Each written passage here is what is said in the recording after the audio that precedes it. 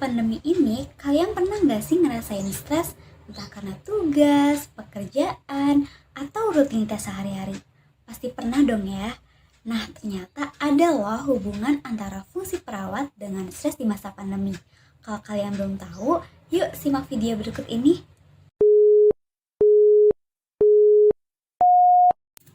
Di video ini, kita bakalan bahas tentang latar belakang tema video ini, analisis fakta lapangan yang terjadi di masyarakat, masalah keperawatan di masa pandemi, dan intervensi yang bisa dilakukan.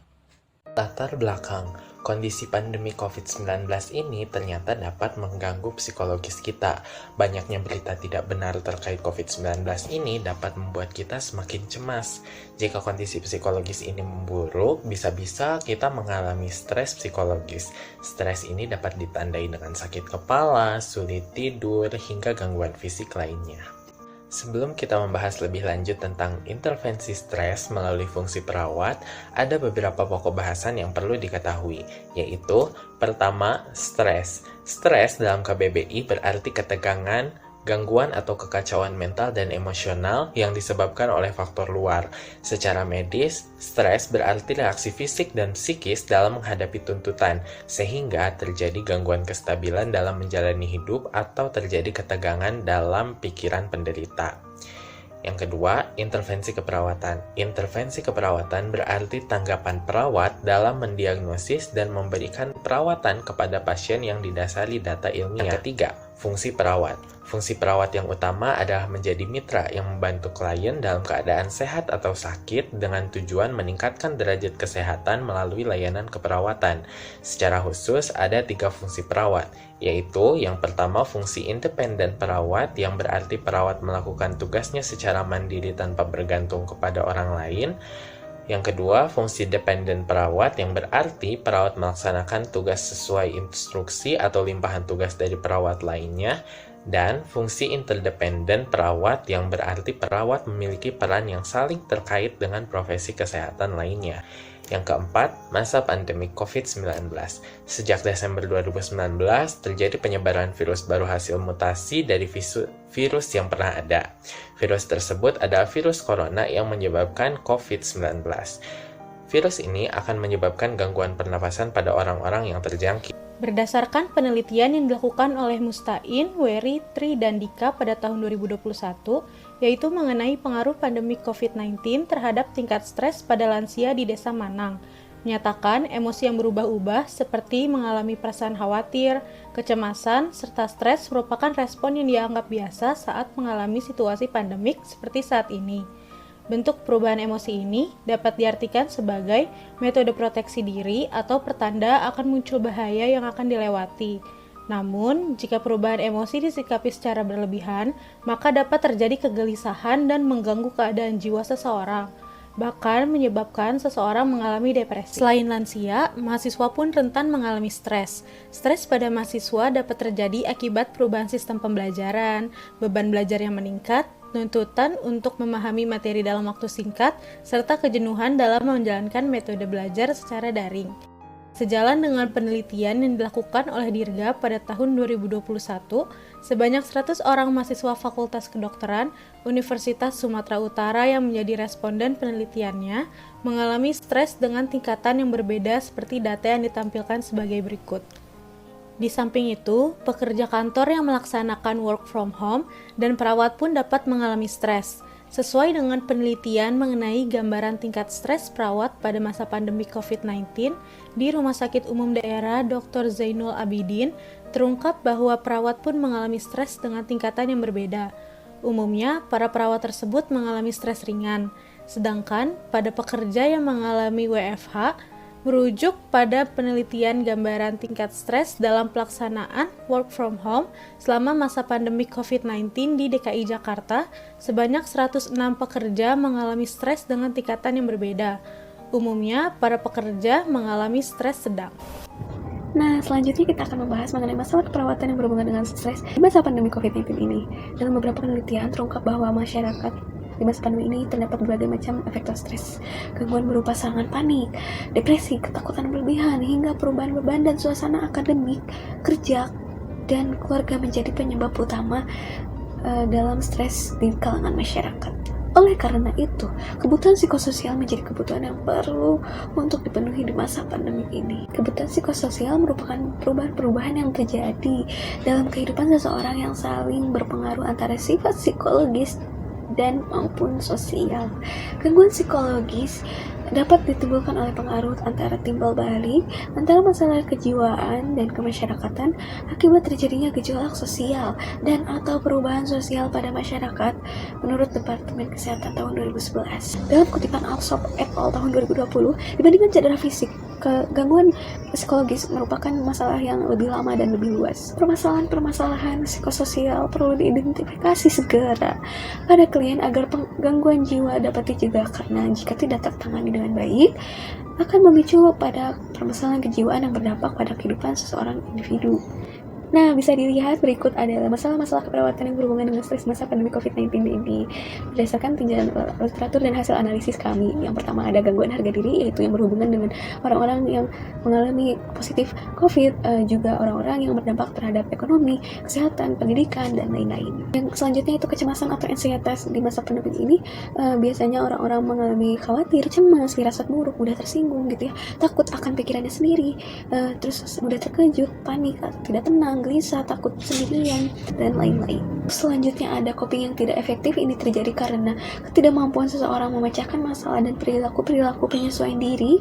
Selanjutnya ada risiko sindrom pasca trauma. Hal ini dapat terjadi pada orang-orang yang mengalami positif COVID lalu kekhawatiran akan positif kembali. Lalu selanjutnya ada insomnia. Ini terjadi karena overthinking mungkin ya, dapat menimbulkan kesulitan tidur. Lalu selanjutnya ada pola seksualitas yang tidak efektif. Lalu selanjutnya ada isolasi sosial yang berhubungan dengan akibat stigma tetangga ataupun orang-orang yang berhubungan dengan individu. Lalu selanjutnya ada ketakutan, merupakan respon terhadap pandangan ancaman bahaya yang datang. Lalu ada duka cita, yaitu kabar buruk atau kabar duka yang datang dari orang terdekat dan lain-lain. Lalu yang terakhir terjadi pada kondisi persepsi individu ketika melihat keterbatasan tidak dapat memobilisasi energi yang dimilikinya. Salah satu diagnosis keperawatan yang berhubungan dengan stres adalah ansietas. Nah, ansietas ini didefinisikan sebagai perasaan tidak nyaman yang samar-samar dengan penyebab yang tidak spesifik, dan kemungkinan penderita tersebut tidak mengetahuinya. Stres juga dapat dimanifestasikan sebagai pola coping yang tidak efektif, gangguan proses berpikir, atau hubungan yang terganggu. Lalu, apa saja sih upaya yang dapat dilakukan oleh seorang perawat dalam intervensi manajemen stres? Nah, berikut beberapa intervensi yang dapat diberikan. Yang pertama, mempromosikan gaya hidup sehat. Kesehatan dan energi merupakan salah satu sumber daya pribadi individu dalam membantu coping. Gaya hidup yang melakukan promosi kesehatan menyediakan sumber daya ini dan menjadi penyangga dari dampak stresor. Gaya hidup atau kebiasaan yang berkontribusi terhadap risiko penyakit dapat diidentifikasi melalui penilaian risiko kesehatan. Nah, penilaian risiko kesehatan adalah metode penilaian yang dirancang untuk meningkatkan kesehatan dengan memeriksa kebiasaan pribadi individu dan merekomendasikan perubahan ketika risiko kesehatan diidentifikasi. Yang kedua, meningkatkan strategi coping stres. McCloskey dan Bulecek mengidentifikasi peningkatan coping sebagai intervensi keperawatan dan mengidentifikasikannya sebagai membantu pasien untuk beradaptasi dengan stresor, perubahan, atau ancaman yang dirasakan yang mengganggu kehidupan tuntutan dan peran pehidup. Perawat dapat membangun strategi coping pasien yang sudah ada, seperti yang diidentifikasi dalam penilaian kesehatan atau mengajarkan strategi baru untuk coping jika perlu. 5 cara utama mengatasi penyakit yang diidentifikasi dalam tinjauan 57 studi penelitian keperawatan. Yaitu yang pertama, mencoba optimis dengan hasil. Yang kedua, menggunakan dukungan sosial. Yang ketiga, menggunakan sumber daya spiritual. Dan yang keempat, mencoba mempertahankan kendali atas situasi atau perasaan. Dan yang kelima, mencoba menerima keadaan. Lalu yang ketiga, ada mengajarkan teknik relaksasi. Teknik relaksasi adalah metode utama yang digunakan untuk menghilangkan stres. Teknik yang umum digunakan termasuk relaksasi otot progresif, respon relaksasi Benson, dan relaksasi dengan imajinasi terbimbing. Tujuan latihan relaksasi adalah untuk menghasilkan respon yang melawan respon stres. Selanjutnya yang keempat, relaksasi otot progresif. Relaksasi otot progresif melibatkan ketegangan dan pelepasan otot-otot tubuh secara berurutan dan merasakan perbedaan perasaan. Yang terbaik adalah jika orang tersebut berbaring di atas bantal lembut di lantai, di ruangan yang tenang, dan bernafas dengan mudah. Lalu selanjutnya yang kelima, relaksasi dengan citra terpadu. Citra terpadu sederhana adalah penggunaan imajinasi yang disengaja untuk mencapai relaksasi atau mengalihkan perhatian dari sensasi yang tidak diinginkan. Perawat membantu orang tersebut memilih pemandangan atau pengalaman yang menyenangkan seperti menonton laut atau menginjakan kaki di sungai yang sejuk. Nah, media ini berfungsi sebagai perangkat mental dalam teknik ini. Yang keenam, respon relaksasi Benson. Berikut merupakan langkah-langkah dari respon relaksasi Benson, dapat dilihat pada slide. Nah, respon ini menggabungkan meditasi dengan relaksasi. Seiring dengan pengulangan kata atau frase, sikap pasif sangat penting. Jika pikiran atau gangguan lain, misalnya suara dan rasa sakit dari suatu penyakit terjadi, Benson merekomendasikan untuk tidak melawan gangguan tersebut, tetapi terus mengulangi frase fokus. Waktunya tidak penting, tetapi olahraga ini paling baik dilakukan saat perut kosong. Yang ketujuh, memberikan edukasi. Terdapat 2 intervensi pendidikan keperawatan yang umum diresepkan, yaitu memberikan informasi sensorik dan memberikan informasi prosedural, misalnya pengajaran praoperasi. Hal ini memiliki tujuan untuk mengurangi stres dan meningkatkan kemampuan coping pasien. Memberi pasien informasi juga mengurangi respon emosional sehingga mereka dapat berkonsentrasi dan memecahkan masalah dengan lebih efektif. Yang kedelapan, meningkatkan dukungan sosial. Dukungan sosial telah terbukti menjadi moderator yang efektif dari stres kehidupan. Dukungan sosial juga memfasilitasi perilaku coping individu, karena kecemasan dapat mendistorsi kemampuan seseorang untuk memproses informasi. Ada baiknya mencari informasi dan saran dari orang lain yang dapat membantu menganalisis ancaman dan mengembangkan strategi untuk mengelolanya. Terdapat 2 jenis informasi emosional. Jenis informasi yang pertama membuat orang percaya bahwa mereka diperhatikan dan dicintai. Dukungan sosial ini paling sering muncul dalam hubungan antara 2 orang, di mana rasa saling percaya dan keterikatan diungkapkan dengan membantu satu sama lain memenuhi kebutuhan emosional mereka. Sedangkan jenis informasi yang kedua membuat orang percaya bahwa mereka dihargai dan menghargai. Jenis ini paling efektif ketika ada pengakuan yang menunjukkan posisi individu yang menguntungkan dalam kelompok. Lalu yang kesembilan, merekomendasikan dukungan dan terapi. Kelompok pendukung hadir dengan berbagai tujuan. Menjadi anggota kelompok dengan masalah atau tujuan yang sama memiliki pengaruh lega pada seseorang yang mempromosikan kebebasan berekspresi dan pertukaran ide. Kesimpulan, ketidakpastian kondisi pandemi COVID-19 yang kian menghampiri masyarakat ini menimbulkan dampak terhadap berbagai aspek kehidupan hingga mengancam aspek psikologis.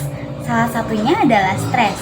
Berdasarkan hal tersebut, maka dibutuhkan intervensi untuk mengatasi stres yang dialami oleh masyarakat, sehingga masyarakat dapat mengelola stres dan menghadapi kondisi ini dengan lebih tepat.